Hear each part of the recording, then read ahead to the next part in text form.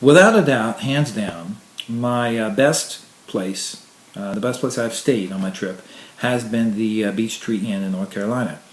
Um, I was there for 3.5 weeks and had a wonderful time. I mean, it was idyllic for my personality. You know, from my who I am. I mean, it just fit like a glove. And it's kind of odd how it all came about, because when I left the KOA campgrounds at Four Corners, North Carolina, where I was staying when I was going to Raleigh, North Carolina, I didn't have a place to go. And I went ahead and headed from Raleigh to Elizabeth City, the county seat of Pasquotank County, which was my last scheduled stop. And I spent 2 hours going through this list of lodgings that came up on my GPS unit. And I called this place, that place, that place. And finally, I came upon the Beechtree Inn, which is a bed and breakfast. And I initially thought, I can't afford that.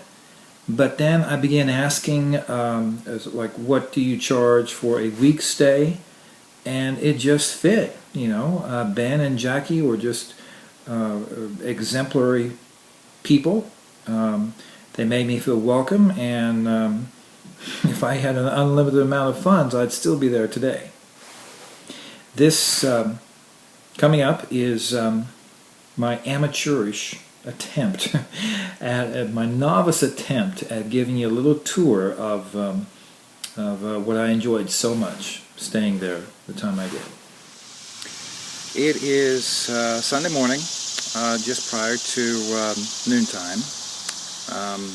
That is the 22nd of July, 2012. I am standing in front of the cottage known as Flat Branch here at the Beechtree Inn. This here is the view coming in through the door. Got a fireplace, a real fireplace, you know, not one of those phony ones. Little kitchen area with a microwave and a refrigerator. Of course, they didn't have that back in the colonial time. A little reading room I like, you know, nice and cozy. So without the light, you can't see it very well. And the bathroom here in the back. Let me see if I can get the light on without dropping this thing. Nice little colors. All the necessities. Shower on this side. You got the bathroom, or the bathtub with sink and all my stuff. And back to the reading room and the coup de grace and the bedroom. Wonderful little 4-post bed. And I doubt if the ambience can be picked up very well, but I walked into this and it just rang out colonial, and I love it. I mean, it's a place that I could live in. You know, if I had the money, I would stay here for a month. So, anyway, that's a little bit of where I am. There's the door. Let me see if I can get a shot of the outside. Okay, now there's the outside of the cottage I'll be staying in and have stayed in. There's Max the cat. Always finds the most comfortable place or uncomfortable place to sleep or rest. He is an expert at that. Parking area for my car.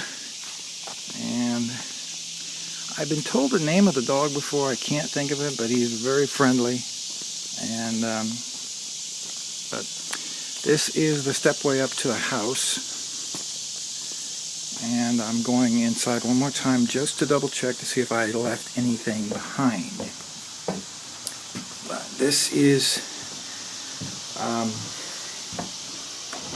colonial period house that Ben has done some renovations on, or refurbishing on, but for the most part it's the same house it was back in colonial times. As you can tell, it's, you know, fireplace. I don't know if they use it, but obviously not in summertime. I think this part might have been added on, I'm not sure.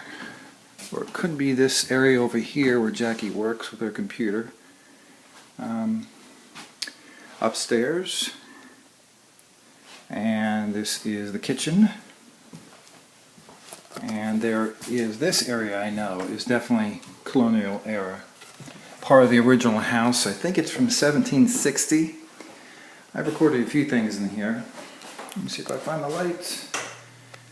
Give you a little more perspective. I think this is where Jackie serves breakfast when she has guests who ask for breakfast. Sorry for the jarring. I'm moving around here. And a lot of this, I'm not sure which is which, but a lot of this area in here, the den, is period cabinets and tables and chairs that Ben has made. I'd love to have a desk like that. Well, I'm not sure if that's the right type of desk, but anyway, another fireplace, and you can see there's the outdoors outside. Now this is the room that I've been occupying for the past week. It's small, and but it has the wonderful bed to sleep in, very comfortable. Normally they do not rent out this room except on special occasions, and I was fortunate enough to get it, so I'm very grateful for that. And as one can see, it has a nice view of the outside, the woods around the place. That car over there is not Ben and Jackie's. It might be Sybil's. Sybil is Ben's sister. Now here is a little view from the of the outside from the inside. This is the porch one steps up to walk inside the house. Now this is the pathway that leads back to the cottages. This one over here on the right, that is a larger one, and I believe they rent for a month. And I thought, well, that might be an option, something to look into. Here's another one over to the right, and then Flat Branch where I'm staying over here to the left. And there's Max. Hey, Max. How are you? Meow. You're camera shy, huh? Okay. Well, sorry to get you up. Yeah, some more projects going on. This house was supposed to be another cottage. Something with the regulations. North Carolina regulations kind of prohibited it because of something with a full kitchen or something to that effect. But it's a work in progress, I take it, and something for the future perhaps. And over here they have a bunch of chickens that are penned up every night. Very interesting group of creatures. This comes from someone who is not well versed in chicken lingo or activities. Hey guys, I bet you want out, don't you? Well, I can't let you out because you're not mine. What's going on? Yeah. Is that so? Okay, well. You just have to stick around a little bit longer. They should be back in about an hour or so. See ya. I don't think there's a rooster here. I think they said that they got rid of the rooster because he's making too much noise, but who knows? All this area back here is Ben's work area. He makes furniture, as you've seen in the other room. I don't know if this is something or not, but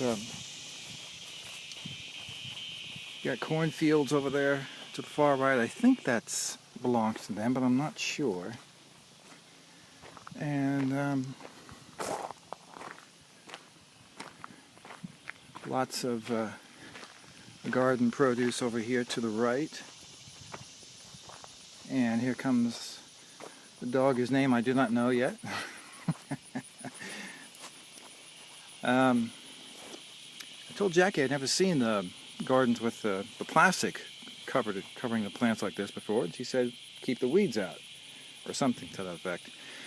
And I thought, well, yeah, that's a good idea, and it seems like it works pretty well. So this is some of their garden.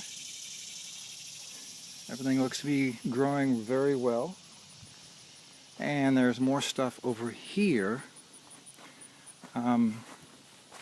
Over here to the left, this yellow building is what was the restaurant. And she took me inside, and it's quite a nice place, but regulations and other things kind of put a damper on it. So it is not open right now, but hopefully they're trying to rent it out and get someone to rent it, and that would be a nice place to, nice addition to the community. Here's the family dog again. It's following me around.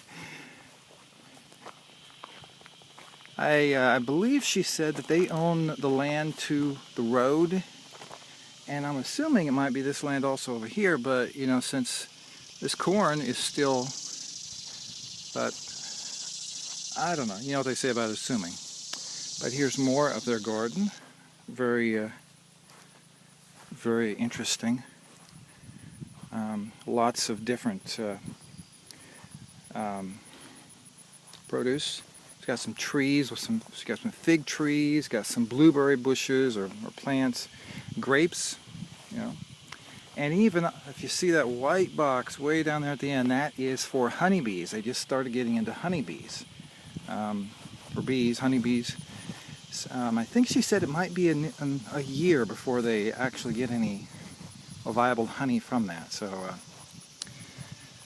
this is, I wish I'd taken notes while she was telling me everything that was out here, but you know, I do remember these were grapes, and never been anywhere that people grew grapes.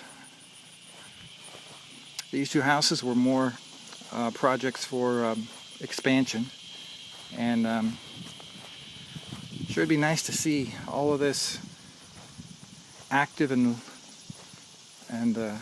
people in them, you know. But I understand regulations and how the government gets involved and basically makes things a mess, you know, so people can't do what they want to do. You know, these were all, if I understand correctly, if not colonial era, at least Civil War era houses, and that they moved onto this property with the intent on refurbishing, and so this is the place. This is another side of the restaurant, very nice inside. You know, someone who wants to run a restaurant, come out here, run this restaurant, everything is all set up for you. Well, that's just a little bit of the Beechtree Inn. There's a lot more here to observe and become familiar with. It's a wonderful place to stay, and I can highly recommend it.